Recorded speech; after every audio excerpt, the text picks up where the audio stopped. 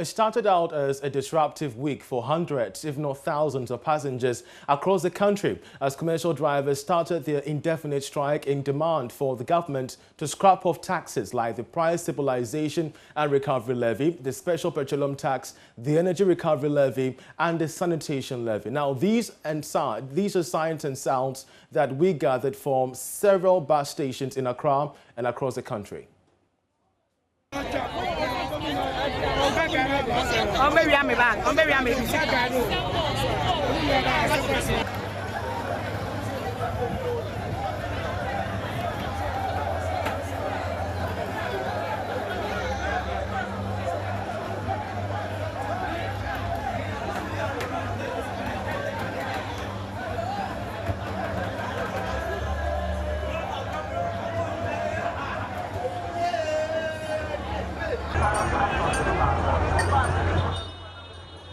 And of course, the situation across various bus stops disrupted, workflow, especially when workers had to call off their working day just because they could not afford a vehicle, to shuttle them to work. We're talking about transport prices on the shared riding systems as Uber and Yango together as Bolt skyrocketing from 10 cities in terms of 1 kilometer journeys to close to 40 cities in that nature. Meanwhile, we have a statement from the Ghana Private Road Transport Union, GPLTU, calling for the suspension of the strike action by these commercial drivers. And it reads on your screen, the intended strike action, which was scheduled to take effect today, has been suspended.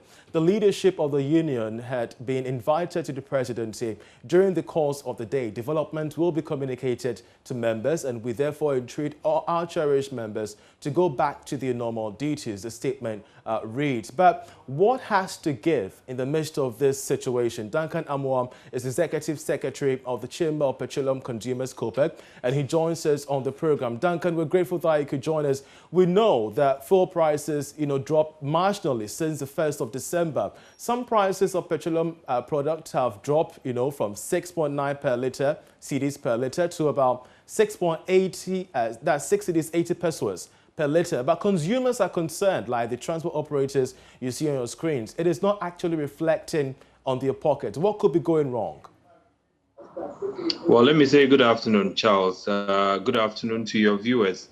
Clearly, the calls by these commercial transport operators is not a misplaced one. Every single Ghanaian who buys petrol, one way or the other, has over the past few months had cause to complain. The complaint has come in the form of what their pockets, is recording. For people who used to probably use 200 cedis for the entire week, today you need about 320, 330 Ghana cedis in order to be able to go about your week. So there's general hardship that these fuel price increments has brought onto the people. I have had cause to consult with these drivers. They do come to us, we go to them, we need to explain to them why this is that clearly can be done. And so we believe strongly that there is not such a thing as the drivers just asking, or they are being ignorant, or they are probably being mischievous. Where petrol prices is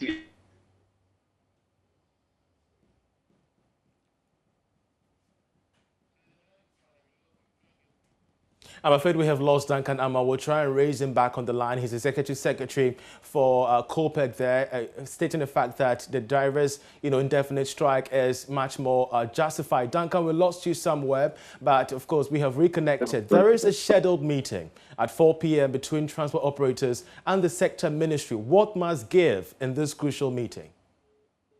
Well, Charles, what we are discussing is a myriad of taxes that we believe some could be suspended.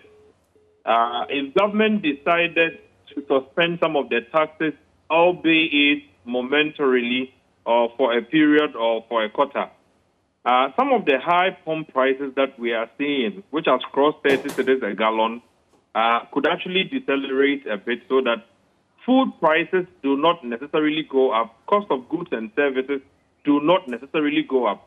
Charles, per calculations we have done in-house, if government was to give all the taxes that the trotro or the commercial transport operators are asking for to be given, not to scrap, but to relieve for, let's say, a quarter, what government would lose generally would be something in the region of 800 million Ghana cedis.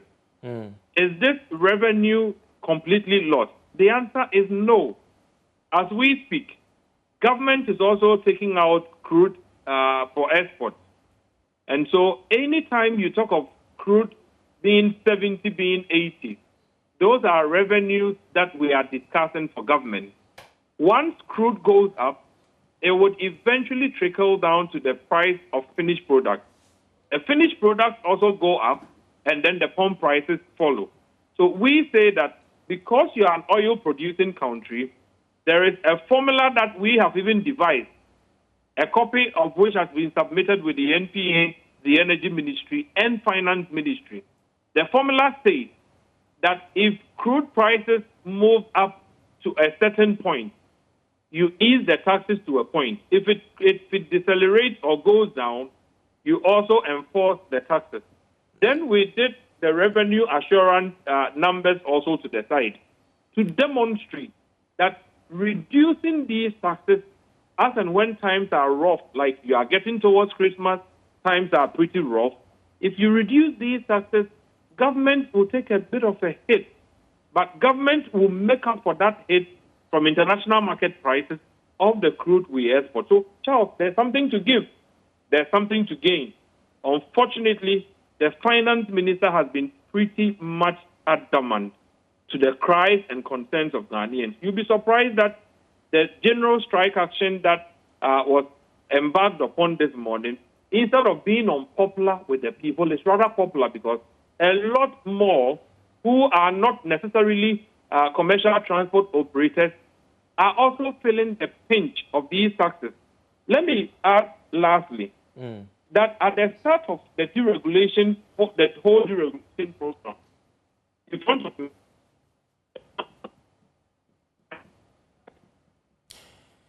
I'm afraid the connection isn't that favorable there. Duncan Amoah has been detailing to us what must give in the wake of the, kind of impasse we're experiencing at the various bus stops. We're going to be keeping a close eye on the impending meeting, the emergency meeting between the presidency and leadership of these commercial transport unions to give you updates on business life at 5 p.m. So please stay tuned for that. But away from that, the Bank of Ghana has given the firm assurance that the necessary particular steps are being taken to, prevent Ghana from being put on the list of money laundering countries. The head of financial stability disclosed this at a workshop organized for compliance officials drawn from microfinance and rural banks in the country. Of course, let's take a listen to the official from the Bank of Ghana. Ghana was grey listed a couple of years ago, and it was only this year that we have been taken off the grey list by the FATF, Financial Action Task Force. One of the reasons why we were grey listed is the low literacy rate of money laundering risks that affect financial institutions, and the fact that most of the institutions, not only financial institutions happen to be the conduit for financial activity, but most of the institutions, the NFBPs, the other stakeholders like the MPOs or the NGOs, all of them have a stake in this. And so it is only when you sensitize the public, that you get a free flow, that you get the stakeholders from doing the right thing. And you start with the financial institutions because, like I said, that is the conduit within which financial activities are carried out. So that is the main purpose. The purpose is to sensitize the institutions for them to know when to conduct CDDs, when to conduct KYCs, that's know your customer, when to do due diligence, when to submit reports, the right reports, quality reports to be submitted to the Bank of Ghana for a rich database to be built, and for analysis and trends to be given back to them, for them to do the right thing, or at any anomalies that they might see. So that's the main purpose. We have to ensure that we get the stakeholders and the public at large to be literate as far as money laundering is concerned, because we are all involved in this. It's not the financial institutions that participate in money laundering, but it's you and I, the public, who deal with, so that we'll be able to identify the weak links and address them. So those are the issues. The major problem is the sensitization and low literacy levels. And that's what we are handling by sensitizing the public. You mentioned getting the right people in the banking sector. I want you to reiterate that point and tell us why it's very important. Well, in any organization, you need the right people, people with expertise, but above all, you need people with integrity, and that is what, is the most important thing for every employer. The employees, they are your most valuable assets. You make sure you train them. And out of ignorance, one may commit one mistake or the other. But we guess if the training is up to point, you won't have things slipping through. So the staff, and for that matter the employees, are the most important people. And we urge every institution, not only financial institution, to invest heavily in staff. Away from that, Fair Work Ghana is calling for good working conditions for employees of digital platforms. According to its country manager, Professor Thomas Enin Dawson, adequate security must also be provided for the digital labor platforms. There is more in this report.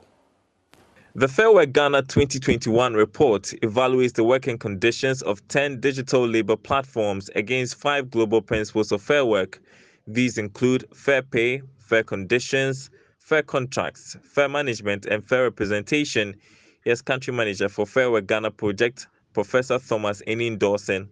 What we seek to do is to measure the level of working conditions in the platform economy, so how workers are treated by platforms, and that's basically about our research. So we use our fair work principles, which are the 5 principles that I spoke about: fair pay, fair conditions, fair contract, fair management, and fair representation. Fair work system is such that we do not just take averages, but we look at the fact that every single worker working on a platform should be able to earn that threshold that we are talking about. So if some are earning and others are not earning, we don't consider that as fair pay. So all of us can attest, if people are not able to earn 1,100 a month working in Ghana, then you can see how difficult it is. It's one of the key issues that our research found, which is the theme for this year's research, is security. A lot of platform workers are talking a lot about safety and security, especially when they work at night. We want to see platforms do something about it. Member of Parliament for Abetifi constituency and Minister of State at the Interior Ministry, Brian Echampon, said there is the need to expand the digital economy to support other sectors of the economy, curtail the rate of unemployment in the country. He also called for better living standards for workers of these digital platforms. What is striking is that the figures coming out suggest that about 100 to 200,000 jobs are being created in that platform economy.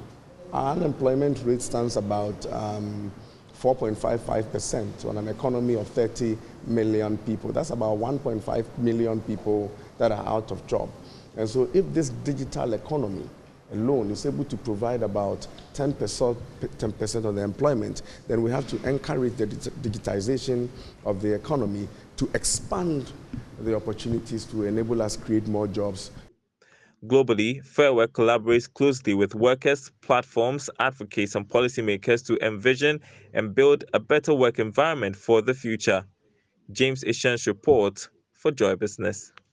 Let's now turn to the banking sector. The Agri Development Bank, ADB, says it feels accomplished that their major commitment this year has come to pass. The bank says they're encouraged by the desire of many to get into agriculture business, and the bank would help nurture such dreams. The general manager in charge of agribusiness, Kwame Asiedu Atram, says the bank would do more in the coming years to fulfill the dreams and aspirations of people who are in agribusiness.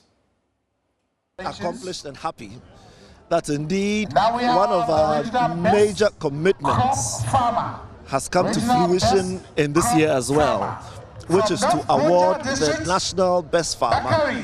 And as you know, it is the biggest prize that every farmer or agribusiness institution aspires to win in the year. This is the equivalent of $100,000 US in cash.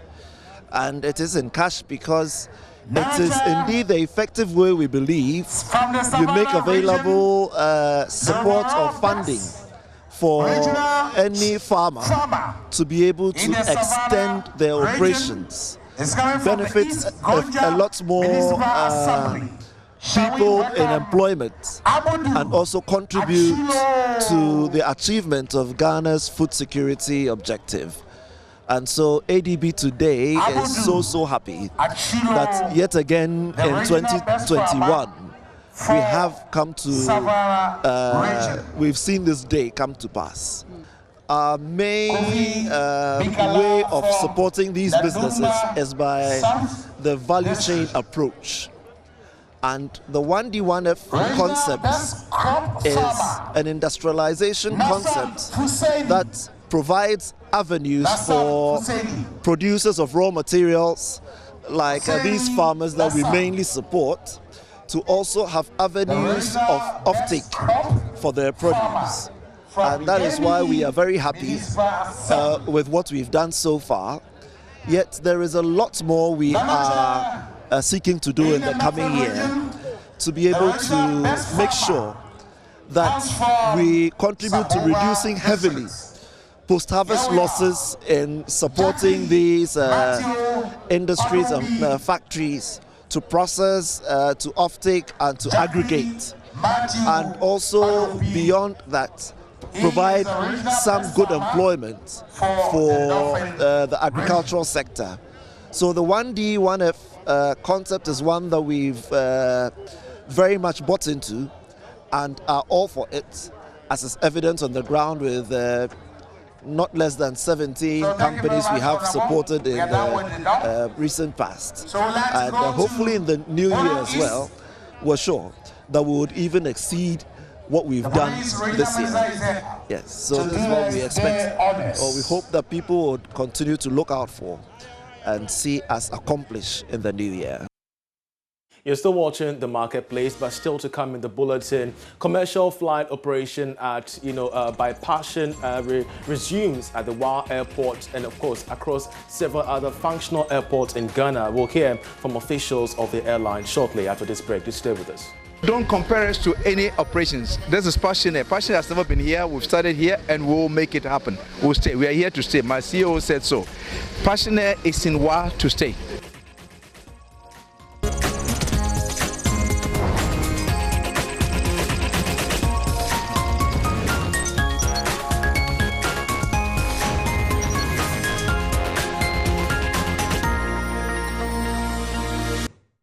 Now, the accountable manager of Passion Airline, Eddie Annan, has disclosed that the short-term plan of the airline is to operate in all functional airports in the country. He says the operations of the flight will not only be regular but sustained to give passengers the best of services. Eddie Annan spoke to JoyNews Upper West correspondent Rafiq Salam on the resumption of commercial flights at the Wa Airport scheduled for tomorrow in that particular regard. Take a listen to him.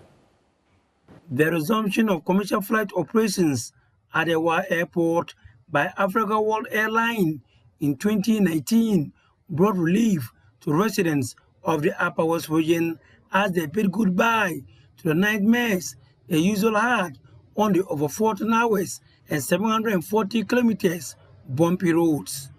Their excitement was however short-lived and truncated. Telecommunication masts and trees were seen as hurdles on the flight path. Transport Minister Kweku Ofori-Asiama gave a fiat for their dismantling and removal. I think that it is our responsibility to create safety for our people. The planes will come. We are not going to allow the mast to be a standing block on our way. The planes must come and they will come. Within a couple of months, the order was carried out, paving the way for commercial flight operations at the Wa Airport. Passion Airline took the lead to fill the 21-month air travel envoy left. President of the Upper West Regional House of Chiefs, Nadu Kumuni Domele, is excited. Your route expansion in Ghana, which includes the Upper West region, will improve air travel in the region. This will reduce time travel by road and all its associated risks, and would improve business operations in the region. Equally excited is the Mayor Isakutare Moment. He will, however, wish that Passion Airline creates another route to Kumasi to accommodate the hundreds of people who travel there daily for their businesses. And we count over several hundreds of people every day commuting between Kumasi and Wa. So it will be in the interest of Passion Air to add another route. Passion Airline Chief Operating Officer Duncan Sambo assured the people of the region of offering them their best services. To you, the great people of Upper West, we bring the very best in the aviation market. Comfortable flights, excellent customer service, easy ticket booking with both online and other distribution channels that we have. With the type of aircraft we operate, the Dash 8 is the most productive turboprop on the market, known as the network builder, due to its short takeoff and landing capabilities. It is the expectation and hope of the people of the Upper West region that the resumption of commercial flights at this airport should not only be regular, but should be sustained. Whilst many in the region are jubilating in silence over the resumption of commercial flight operations at the airport, they will however wish that its operation is regular and uninterrupted. Accountable manager of Passion Airline, Eddie Annan, says it won't happen under his watch. Short term, we are going to every airport that exists and is functional, operational in Ghana. Everyone. The people are worried about sustainability. How sustainable is this project? We have seen operations before. I told you, don't compare us to any operations. This is Passion Air. Passion has never been here. We've started here and we'll make it happen. We'll stay. We are here to stay. My CEO said so. Passion Air is in Wa to stay. Period. Reporting for JoyNews, Rafik Salam. Wow. And we'll see how that goes with Passion Air. That's how we end this edition of The Marketplace. I'm Charles Aite. Many thanks for watching. Enjoy the rest of our programs.